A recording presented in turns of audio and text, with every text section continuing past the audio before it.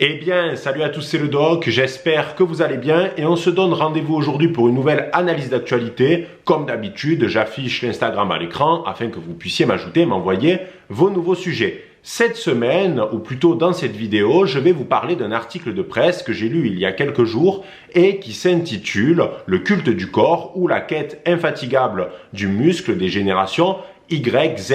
Donc, je vais aborder certaines thématiques en lien avec l'univers de la musculation et ça tombe plutôt bien puisqu'il y a quelques jours, j'ai reçu un message d'un baron de la communauté qui me demandait de parler de la bigorexie qui est l'addiction pour la pratique d'un sport, le plus souvent pour la musculation. Donc c'est une synchronicité plutôt intéressante et c'est pour ça que j'ai décidé de traiter tous ces sujets dans cette vidéo. Mais avant de commencer, il convient de poser un avertissement. Je ne vais pas critiquer la pratique d'un sport ni même la pratique de la musculation, puisque moi-même j'en fais et si vous connaissez cette chaîne, vous savez que j'accorde une importance particulière au fait de pratiquer un sport. C'est essentiel pour un bon développement. D'ailleurs, vous allez voir qu'à la fin de cette vidéo, je vais émettre des critiques à l'égard de cet article dans la mesure où il tombe dans un écueil que je retrouve malheureusement trop souvent dans le monde du journalisme, c'est-à-dire la critique de l'univers de la musculation, sans véritable volonté de comprendre ce que ça implique derrière.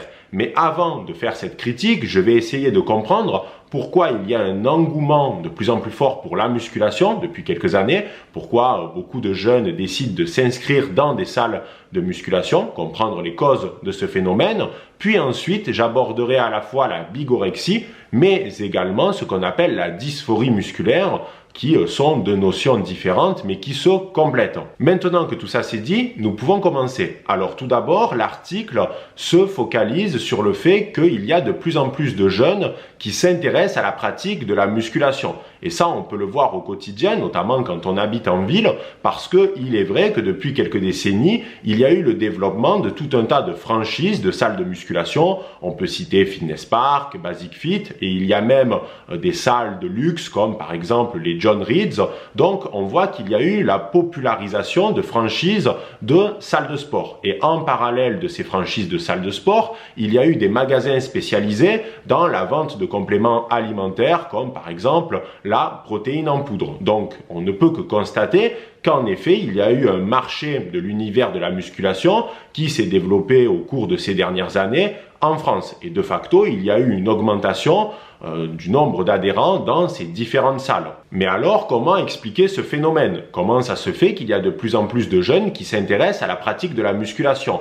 Eh bien, c'est grâce notamment à l'avènement d'Internet, des réseaux sociaux, mais surtout de plateformes comme YouTube, puisqu'il y a eu un certain nombre de vidéastes qui ont popularisé la pratique de la musculation. En France, on peut citer par exemple Thibaut InShape, qui a plusieurs millions d'abonnés, et il a été l'un des pionniers dans la mise en avant sur YouTube de la pratique de la musculation. Forcément, quand on a des millions d'abonnés, ça veut dire qu'on a comblé notamment un vide parce que Thibaut InShape a été l'un des premiers vidéastes de musculation en France et donc tous ces individus qui le suivent sont des clients potentiels à la fois pour les salles de sport mais aussi pour les magasins qui vendent des compléments alimentaires. Le gros problème des vidéastes qui se focalisent sur des données en lien avec la musculation, c'est qu'au bout d'un moment, eh bien, tu fais très vite le tour, tu as absolument tout dit et ils sont obligés de se diversifier. Et c'est d'ailleurs ce qu'a fait Thibaut InShape en proposant d'autres vidéos. Parce qu'il faut bien comprendre qu'autrefois, la musculation, avant l'avènement d'Internet, c'était un sport de niche.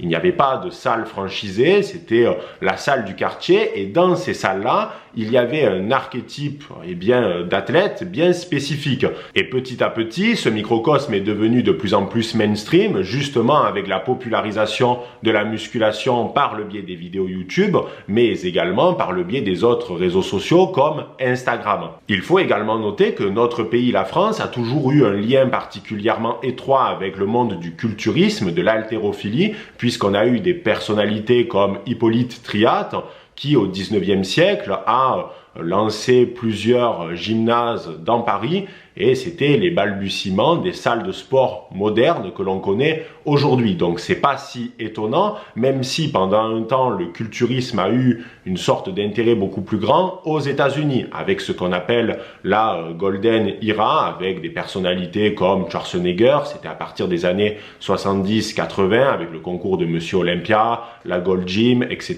Donc une esthétique bien précise, et cette esthétique-là a ensuite irrigué la plupart des films d'action hollywoodiens des années 80, qui sont ensuite arrivés en France. Donc l'univers de la musculation comme on le connaît aujourd'hui, bien entendu, sa démocratisation date à peu près du début des années 2000 avec forcément les premières salles franchisées. De plus, vu que les relations hommes-femmes sont extrêmement tendues et que c'est de plus en plus difficile pour des hommes d'accéder au marché sentimental, la musculation est devenue un moyen de se rendre plus attractif, d'augmenter son capital physique, pas forcément économique ni même intellectuel, même si c'est important, mais la musculation, c'est un moyen de se développer physiquement et d'être beaucoup plus attractif pour les individus autour de nous, et ça facilite forcément le jeu de la séduction. C'est pour ça qu'aujourd'hui de nombreux hommes se sont inscrits dans les salles de sport afin de maximiser leurs chances de trouver une partenaire. De ce fait, il est possible de constater que depuis quelques années, la France commence à développer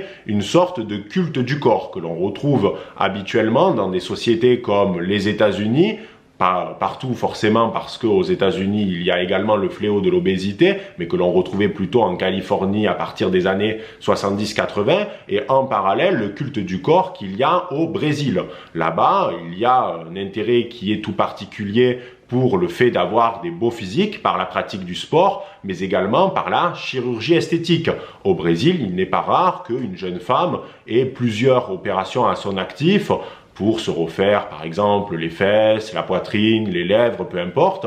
Et là-bas, ce n'est absolument pas mal vu. C'est même plutôt encouragé. Et en France, on voit qu'il y a de plus en plus de jeunes femmes qui décident de passer au bistouri, et le problème, c'est que ça peut créer une addiction. Mais j'aborderai ça dans une autre vidéo, et même si il faut différencier les opérations de chirurgie esthétique et la pratique d'un sport, il y a un objectif qui est le même, c'est d'augmenter son capital physique, d'être plus attractif. Et forcément, à l'ère des réseaux sociaux où on ne cesse de se comparer, c'est devenu un outil pour asseoir une forme de suprématie sur les autres en essayant d'améliorer son capital par le biais de la pratique d'un sport. Alors forcément, la popularisation de la musculation a entraîné d'autres problématiques, comme notamment la bigorexie. La bigorexie, c'est le fait qu'un athlète va commencer à développer une addiction pour le sport. C'est plutôt étonnant parce que habituellement, on a du mal à juxtaposer la notion de sport avec l'addiction, qui est une chose négative.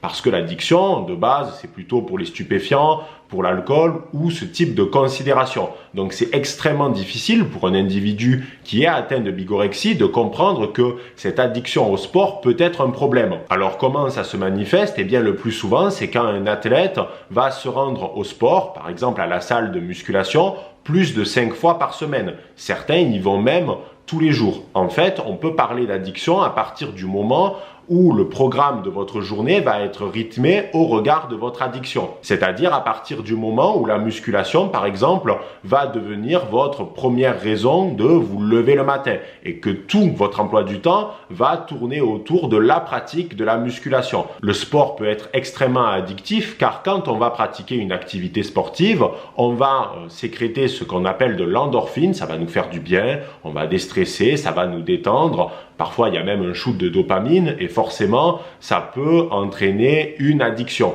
Le gros problème de l'athlète qui souffre de bigorexie, c'est qu'il tombe dans un cercle vicieux particulièrement malsain. Il est accro au sport, il va donc y aller quasi tous les jours ou plus de 5 fois par semaine parce qu'il veut être esthétiquement à un certain niveau. Or, le souci, c'est que pour favoriser l'hypertrophie musculaire, il faut accorder un temps de repos nécessaire aux fibres afin qu'elles puissent se reconstruire. Or, si tu vas à la salle tous les jours, tu vas très vite atteindre ce qu'on appelle le surentraînement, qui est une fatigue physique et nerveuse.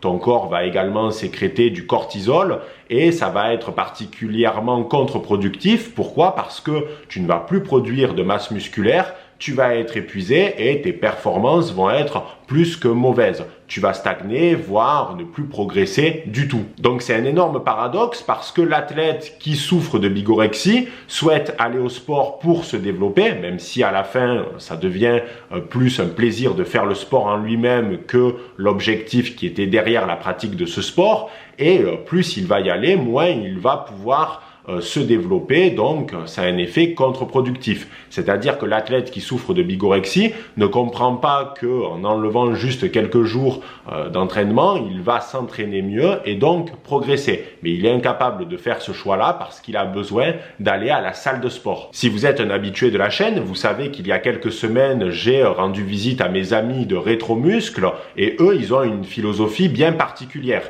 J'ai décidé notamment d'être coaché par Samuel Hartmann qui pratique ce qu'on appelle le heavy duty. Le heavy duty, c'est des charges très lourdes, des entraînements très intensifs, mais il y en a seulement 4 par semaine. Pourquoi? Parce que le temps de repos est nécessaire, il est fondamental pour maximiser ses gains de muscles. Si tu ne te reposes pas suffisamment, tu ne pourras pas prendre de la masse musculaire. Et Samuel a une très bonne métaphore pour illustrer tout ceci. C'est comme une personne qui souhaite bronzer. Cette dernière souhaite absolument bronzer par tous les moyens, donc tous les jours en plein été, elle va se mettre au soleil quand ce dernier est à son zénith. Le problème, c'est que sa peau va être complètement cramée, ça peut même entraîner des problèmes de santé majeurs comme un cancer de la peau, et c'est contre-productif. C'est-à-dire que cette personne-là pense que plus elle va se mettre au soleil sans protection, plus elle va maximiser ses chances d'avoir une peau bronzée. Or, à la fin, elle perd complètement son capital soleil et elle a une peau défoncée. Et bien, dans la pratique du sport, c'est exactement la même chose. Si tu y vas tous les jours, tu vas être en surentraînement, tu vas être épuisé, tu vas avoir des performances minables, ton corps ne va pas suivre, tu vas être par exemple très fatigué le matin et tu ne vas pas pouvoir maximiser ta prise de muscle. C'est pour ça que les gars de Rétromuscle m'expliquaient que très fréquemment les gens s'entraînaient mal dans les salles de sport parce qu'ils y allaient beaucoup trop, ils progressaient pas, ils augmentaient pas les charges parce qu'ils étaient épuisés et c'était complètement contre-productif. Donc comment lutter contre la bigorexie? Eh bien c'est assez compliqué dans la mesure où de base, celui qui en souffre ne le sait pas parce que pour lui le sport c'est un plaisir et il n'arrive pas à imaginer que la pratique d'un sport peut être une addiction quand c'est fait de manière complètement disproportionnée. Donc soit la personne s'en rend compte d'elle-même, soit les proches peuvent directement lui dire « non, là t'y vas trop, c'est un problème ». La personne peut également aussi se rendre compte qu'elle est beaucoup trop fatiguée et que ça peut être lié justement à un surentraînement. Surentraînement causé par la bigorexie. Pour lutter contre la bigorexie, il ne faut pas que la musculation devienne une obsession, il faut pouvoir accorder son temps avec sa famille, ses proches, sa copine, ce type de considération et en parallèle pratiquer un sport comme on fait d'autres choses dans notre vie.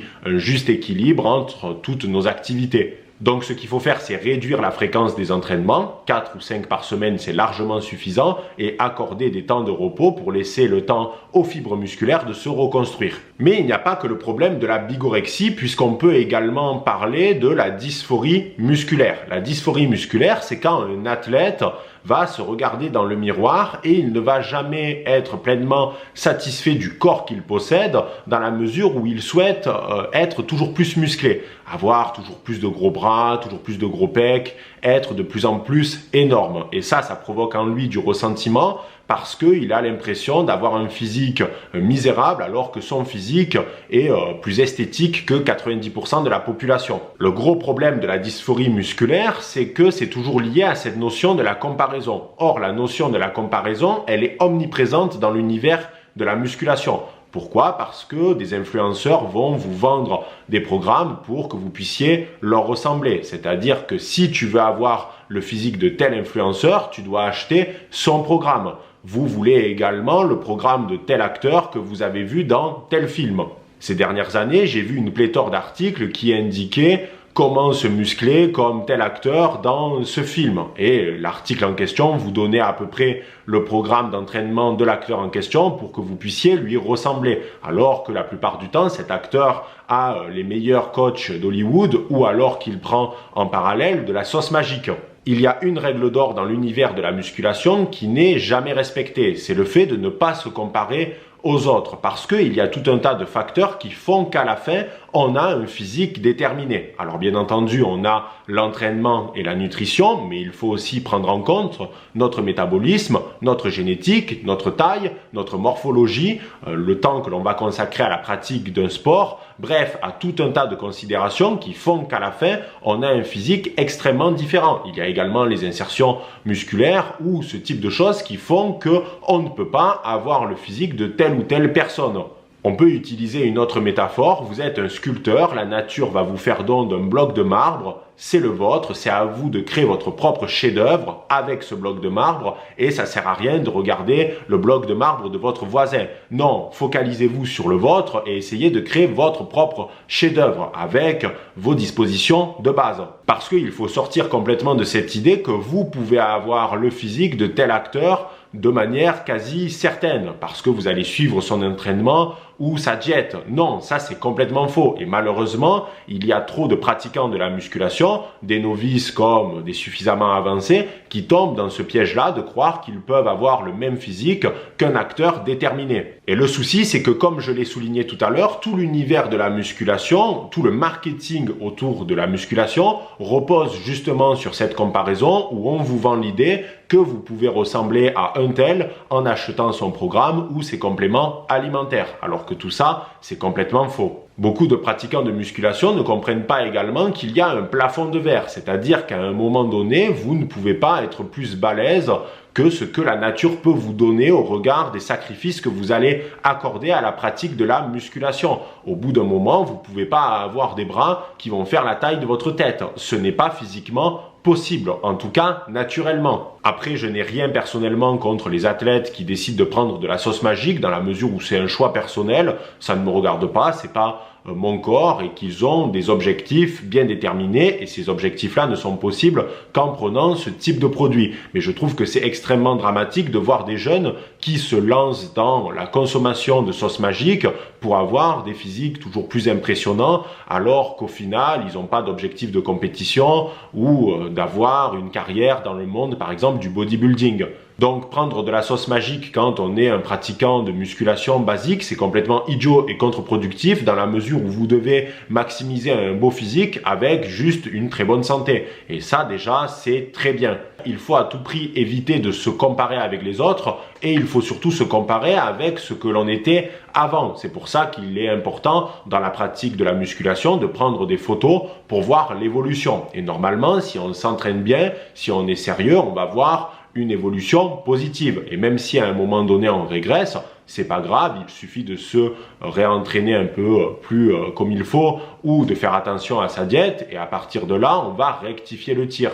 Mais il ne faut pas que ça devienne une religion ni une obsession parce que ce qui est important, c'est aussi de pouvoir vivre et de ne pas être complètement obsédé par la recherche d'un physique parfait qui de toute façon va graduellement diminuer au fur et à mesure que vous allez vieillir. Parce que ça aussi, c'est une autre problématique qu'il faut prendre en considération, c'est que vous allez vieillir et vous n'allez pas pouvoir maintenir votre physique de l'époque où vous aviez 20 ans. Ça, c'est complètement impossible et c'est la malédiction de celui qui pratique de la muscu. Enfin, pour conclure cette vidéo, il convient de revenir sur l'article en question, qui n'est pas inintéressant du tout parce qu'il permet de mettre en lumière certaines problématiques en lien avec le monde de la musculation, mais force est de constater que cet article tombe dans l'écueil habituel des journalistes qui est une critique systématique de l'univers de la musculation. Pour donner un exemple, je me rappelle d'un documentaire Arte qui s'appelait Tous musclés où il y avait des parallèles particulièrement douteux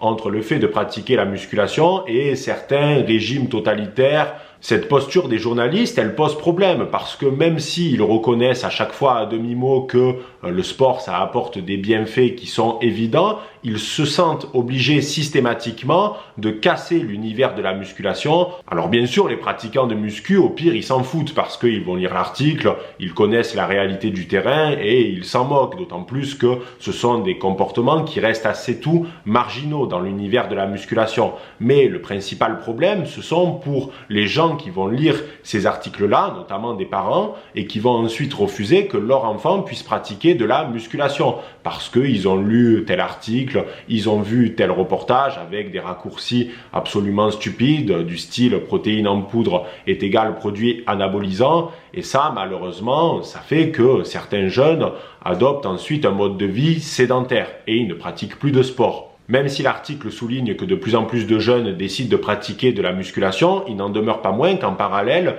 il y a d'autres études qui prouvent justement qu'il y a malheureusement beaucoup trop de jeunes qui restent sédentaires et qui sombrent dans l'obésité. Et le problème de ce type d'article, c'est qu'il va y avoir ensuite une méfiance qui va se développer au sein de la société par rapport à la pratique de la musculation, alors que, bizarrement, il n'y a jamais dans ces articles-là la mise en avant claire et précise des bienfaits du sport sur des gens qui ont pu avoir des transformations extrêmement positives dans leur existence grâce à la pratique de la musculation ou d'un autre sport en parallèle. D'ailleurs, je serais très curieux de savoir si les journalistes eux-mêmes qui écrivent ce type d'article pratiquent un sport ou non, parce que quand on parle de choses que l'on ne connaît pas, c'est encore plus problématique. Parce que même si avant tout un pratiquant de musculation cherche un objectif physique déterminé, il y a quand même en parallèle des effets très positifs sur sa santé. Voilà les barons, j'espère que cette vidéo vous aura plu. N'hésitez pas à aimer, commenter et à partager. Et je vous dis à très vite pour une prochaine vidéo. C'était le Doc. Ciao les barons.